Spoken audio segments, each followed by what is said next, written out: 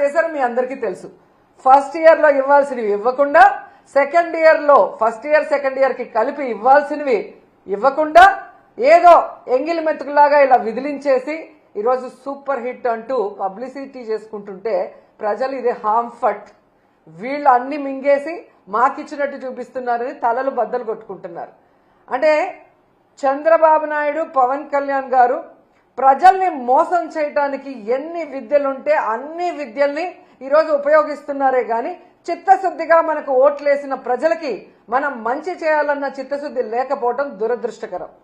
And ఈరోజు రాష్ట్రంలో మీరు చూస్తే రైతులు, విద్యార్థులు, మహిళలు అన్ని వర్గాల వారు అన్యాయం అయిపోయారు ఈ యొక్క కూటమి ప్రభుత్వం వల్ల. ముఖ్యంగా ఈరోజు మీరు చూస్తే రాష్ట్రంలో పెద్దగా చర్చ నడుస్తుంది మెడికల్ కాలేజీల గురించి. ఈరోజు చంద్రబాబు నాయుడు నాకు విజన్ ఉంది, సీనియారిటీ ఉంది అని చెప్పుకుంటాడే, మరి 3 సార్లు ముఖ్యమంత్రిగా పనిచేస్తావు, ఇప్పుడు 4వ ముఖ్యమంత్రిగా పనిచేస్తావు. నువ్వు ఎప్పుడైనా ఒక మెడికల్ కాలేజ్కి కట్టాలన్న ఆలోచన చేసావా, కట్టడానికి ప్రయత్నించావా అని నేను అడుగుతున్నాను.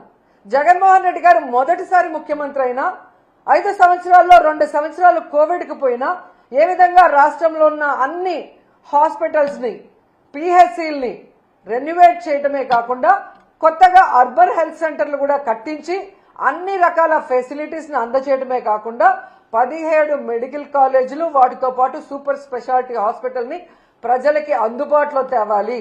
పేద ప్రజలు డాక్టర్లు అవ్వటమే కాకుండా పేద ప్రజలకి నాణ్యమైన ఫ్రీ మెడిసిన్ కూడా వాళ్ళకి వైద్యం అందించాలన్న ఒక చిత్తశుద్ధితో పనిచేసిన వ్యక్తి.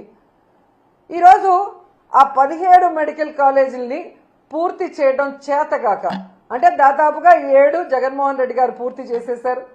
5 జగనన్న ఉన్నప్పుడే 2023-24లో ఓపెన్ చేసి క్లాసెస్ కూడా స్టార్ట్ అయిపోయినాయి. మొన్న ఈ మధ్య ఒకటి స్టార్ట్ అయింది. పులివెందల్ది వాంటెడ్గా కక్ష సాధింపుగా ఏ విధంగా చేస్తున్నారో అందరూ కూడా చూస్తున్నారు. మిగతా 10 ఈ 15 నెలల్లో కనీసం 15 కోట్లు కూడా కేటాయించకుండా వాటిని నిర్వీర్యం చేస్తూ కక్ష సాధింపుగా ఈరోజు ఆ మెడికల్ కాలేజీని తమకు కావాల్సిన వాళ్ళకి అప్పచెప్పడం కోసం ప్లాన్ ప్రకారం ఎలా చేస్తున్నారో మనం చూస్తున్నాం. ఈ నీతిమాలిన ప్లాన్లు, నీతిమాలిన రాజకీయాలు, వీళ్ళ దోపిడీ కోసం మెడికల్ కాలేజీల్ని అంటే లక్షల కోట్లు విలువ చేస్తాయి భవిష్యత్తులో. అలాంటి మెడికల్ కాలేజీలని విత్ హాస్పిటల్స్తో తమకు కావాల్సిన వాళ్ళకి పప్పు బెల్లల్లాగా చంద్రబాబు నాయుడు కూటమి ప్రభుత్వం ఇచ్చేస్తుంటే జగన్మోహన్ రెడ్డి గారు ప్రెస్ మీట్ పెట్టి నిజాలన్నీ కూడా ప్రజలకు తెలియజేయగానే వాటికి సమాధానం చెప్పాల్సిన సీనియర్ మోస్ట్ చంద్రబాబు నాయుడు ఎందుకు సమాధానం చెప్పట్లేదు? ఎందుకు తన మంత్రుల్ని రెచ్చగొట్టి జగన్మోహన్ రెడ్డి గారిని బూతులు తిట్టడానికి ఈరోజు పంపిస్తున్నారని నేను అడుగుతున్నాను. ఎంత సిగ్గుచేటంటే ఈరోజు హోంమంత్రి అనిత గారు ఒక ప్రెజెంటేషన్ ఇచ్చారు. ఆ ప్రెజెంటేషన్ చూస్తుంటే అదొక ప్రెజెంటేషన్ లాగా లేదు, అనిత ఫ్రస్ట్రేషన్ కనిపిస్తోంది. ఆమె ఏదైతే వీడియోలు చూపించిందో అవన్నీ చంద్రబాబు నాయుడు కూటమి ప్రభుత్వం తయారు చేయించిన ఫేక్ వీడియోస్ని ఏ విధంగా ఆమె ప్రజెంట్ చేసిందో మనం అందరం కూడా గమనించగలిగాం. ఎందుకంటే ఆడవాళ్ల భద్రత గురించి, బాలికల మీద జరిగే హత్యల గురించి, అలాగే మహిళల మీద జరిగే అఘాయిత్యాల్ని ఆపడం గురించి ఆవిడ ఏ రోజు మీటింగ్లు పెట్టలేదు, ఏ రోజు పవర్ పాయింట్ ప్రెజెంటేషన్లు ఇవ్వలేదు. వాటికి ఎలాంటి ఒక పులి స్టాప్ పెట్టే విధంగా కొత్త చట్టాలను తేవటమో లేదా ఉన్న చట్టాలని సవరించి నేరస్తుల్ని కంట్రోల్ చేసే విధంగా ఏ రోజు చేయలేదు. కేవలం చంద్రబాబు నాయుడు ఇచ్చే ఫేక్ వీడియోల్ని ప్రజెంట్ చేస్తూ జగన్మోహన్ రెడ్డి గారిని తిట్టడానికే ఆమె ముందుకొచ్చిందనేది ఈ రాష్ట్ర ప్రజలు గమనిస్తూ ఉన్నారు. ఎందుకు ఇది నేను చెప్తున్నానంటే ఆమె ప్రజెంటేషన్ చేసిన స్టైల్ చూస్తేనే మీకు అర్థమవుతుంది. ఈరోజు దాంట్లో ఒకటి మనం గమనించవచ్చు. అందరూ ఏమనుకుంటారు, అనిత గారు ప్రెజెంటేషన్ ఇస్తుంది, ఓకే జగన్మోహన్ రెడ్డి గారికి కట్టడం చేత కాలేదు, గతంలో చంద్రబాబు నాయుడు 3 సార్లు ముఖ్యమంత్రి అయ్యాడు కదా, ఎన్ని కాలేజీలు కట్టేశాడో, ఎంత అద్భుతంగా కట్టేశాడో, ఏ విధంగా అవి రన్నింగ్ అవుతున్నాయో చూపిస్తారని అందరూ కూడా ఆ ప్రెజెంటేషన్ చూడటం జరిగింది. కానీ ఆమె చెప్పిన విషయాలు చూస్తే చంద్రబాబు నాయుడు ఒక్క మెడికల్ కాలేజ్ కూడా కట్టలేదు, దానికి ఆలోచన కూడా చేయలేదు. మనకి జగన్మోహన్ రెడ్డి అనే వ్యక్తి అంటే వయసులో చాలా చిన్నవాడు చంద్రబాబు నాయుడుతో పోలిస్తే. అనుభవం లేదని వీళ్ళు ఎక్కిరిస్తారు. కడప ఎమ్మెల్యేని ఎక్కిరిస్తారు. మరి కడప ఎమ్మెల్యే గారికి 17 మెడికల్ కాలేజీల్ని పర్మిషన్లు తెచ్చి వాటికి శ్రీకారం చుట్టి దాదాపుగా ఈరోజు 6 కాలేజీలు రన్నింగ్లో ఉన్నాయి. ఈ 15 నెలల్లో వీళ్ళు గనక వాటికి డబ్బులు కేటాయించి చేసుంటే అవి కూడా ఈరోజు రన్నింగ్లోకి వచ్చే అవకాశం ఉండి కూడా చేయలేక వీళ్ళు వెనక్కి పెట్టి జగన్మోహన్ రెడ్డి గారిని తిడుతుంటే ప్రజలు నవ్వుతున్నారు.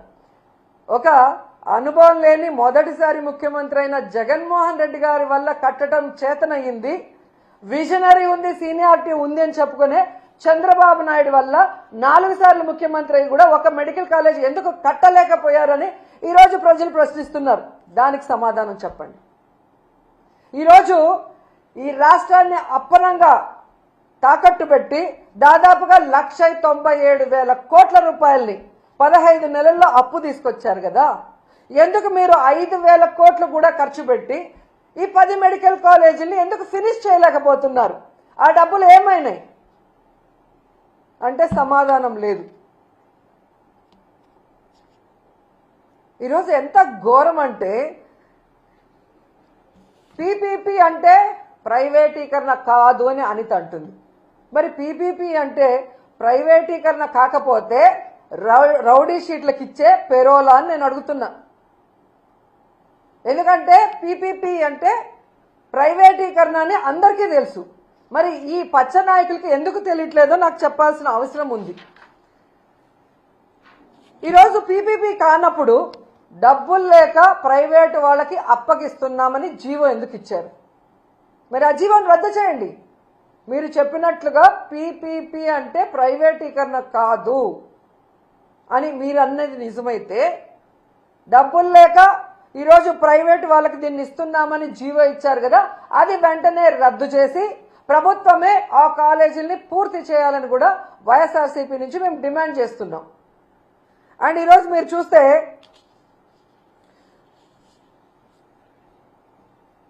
ఈ అనితతో పాటు ఇంకో ఆవిడ తయారైంది, సవిత. మొదటిసారి ఎమ్మెల్యే అవగానే మంత్రి అవగానే కొత్త పిచ్చోడు పొద్దురగడు అంటారు చూసావా, ఆ విధంగా ఉంది సవిత ప్రవర్తన. తనకు ఓట్లేసి గెలిపించిన ప్రజలకి ఈరోజు మెడికల్ కాలేజీని పూర్తి చేయాల్సిన బాధ్యత మంత్రికి లేదా జిల్లాలో? ఈరోజు చంద్రబాబు నాయుడు మీద ఒత్తిడి తీసుకొచ్చి ఆ కాలేజీని పూర్తి చేయడం ఆమెకి చేత కాదు. ఈరోజు అమరావతిలో వర్షం వచ్చింది, నీళ్లు తోడుతున్నామని కోట్లు వేస్ట్ చేస్తూ తినేస్తున్నారు. దాంట్లో కొంత డబ్బు తీసుకొచ్చి పూర్తి చేయొచ్చు కదా, అది చేత కాదు. ఈరోజు మీ వెనకబడిన ప్రాంతం అనంతపురంలో పేద ప్రజలకి ఒక నాణ్యమైన వైద్యాన్ని అందించే విధంగా చంద్రబాబు నాయుడు కూడా చేయని ఆలోచన జగన్మోహన్ రెడ్డి గారు చేసి అక్కడ కాలేజీని నిర్మాణం స్టార్ట్ చేస్తే అది పూర్తి చేసుకోకుండా దాన్ని అమ్మకానికి కేబినెట్లో పెడితే ఎలా సిగ్గు లేకుండా దానికి మద్దతు తెలిపావని సవితను అడుగుతున్నా నేను. మళ్ళీ నువ్వు కూడా మాట్లాడేదన్నా జగన్మోహన్ రెడ్డి గారి గురించి? నీకే అర్హత ఉంది? నీకు ఓట్లేసిన ప్రజలకి వెన్నుపోటు పొడిచి చంద్రబాబు నాయుడు చెప్పేదానికి గంగిరెద్దులాగా తల ఊపుతూ జగన్మోహన్ రెడ్డి గారిని మాట్లాడే అర్హత మీకుందా అని అడుగుతున్నా. మళ్ళీ అనిత అంటుంది జగన్మోహన్ రెడ్డి గారు లండన్ మందులు వేసుకోకపోవడం వల్ల ఏదేదో పిచ్చి పిచ్చిగా మాట్లాడుతున్నాడంట. ఈరోజు హైదరాబాద్లో 15 రోజులకు ఒకసారి ఏఐజీ హాస్పిటల్కి పోయి ఎవరు మందులు వేసుకుంటున్నారో రాష్ట్రంలో ఉన్న తెలుగు రాష్ట్రాల్లో ఉన్న అందరి ప్రజలకు తెలుసు.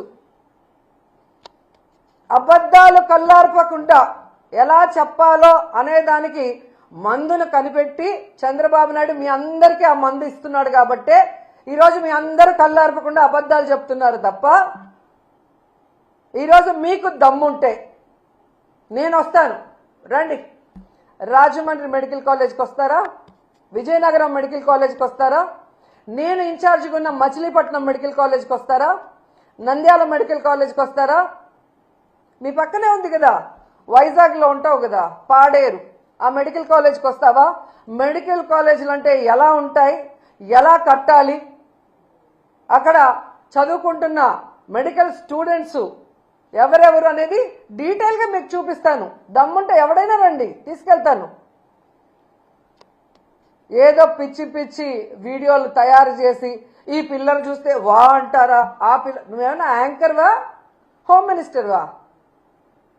ఏదో షోలో యాంకరింగ్ చేసినట్టు యాంకర్ లాగా మాట్లాడుతున్నావు. పిల్లలు చూసి వావ్ అంటారా అని.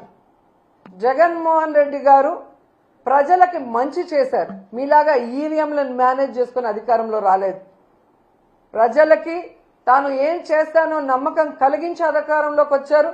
వచ్చిన తర్వాత ఇచ్చిన మేనిఫెస్టోని ఈ దేశంలో ఏ రాష్ట్రంలో ఏ ముఖ్యమంత్రి చేయనటువంటి విధంగా 99% చేసి మీకు ఇచ్చాడు.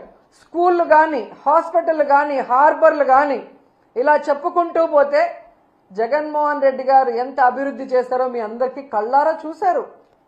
అలాగే ఇచ్చిన వెల్ఫేర్ స్కీమ్స్ అవినీతి లేకుండా డైరెక్ట్గా ఎలా అకౌంట్లోకి పోయాయో అది కూడా మీరు కళ్ళారా చూశారు. అయినా ఏ విధంగా కళ్ళార్పకుండా అబద్ధాలు చెప్పడానికి మీకైనా ఉండాలి, లేదా మీతో చెప్పించి ఆ చంద్రబాబు నాయుడుకైనా ఉండాలి. ఎందుకంటే ఆయన 4 సార్లు ముఖ్యమంత్రి అయినా ఏ రోజు ఇచ్చిన మేనిఫెస్టోని ప్రజలకు అందుబాటులోకి తీసుకురాడు. ఎవరైనా మాట్లాడితే వాళ్ళకి నాలుక మందం అంటాడు. ఎవరైనా మాట్లాడితే వాళ్ళ మీద తప్పుడు కేసులు పెడతాడు. ఎవరైనా మాట్లాడితే వాళ్ళ ఎమ్మెల్యేలు మంత్రులతో బూతులు మాట్లాడిస్తాడు. అంతే తప్ప ఆనాడు ఎన్టీఆర్ తీసుకొచ్చిన వాటినైనా ఈయన సక్రమంగా ముందుకు తీసుకెళ్లాడా? ఆనాడు రాజశేఖర రెడ్డి గారు తీసుకొచ్చినవైనా సక్రమంగా ముందుకు తీసుకెళ్లాడా? ఆనాడు జగన్మోహన్ రెడ్డి గారు తీసుకొచ్చినవన్నా ఈరోజు ఆయన సక్రమంగా తీసుకొస్తున్నారా? వాళ్ళు ప్రజల కోసం మంచి చేస్తే ఈయన అబద్ధాలు చెప్పి అధికారంలోకి వచ్చి వాటిని ఎలా తుంగలో దొక్కాడో మీ అందరూ కూడా ఈ రాష్ట్ర ప్రజలు అనుభవించారు, కళ్ళారా చూశారు.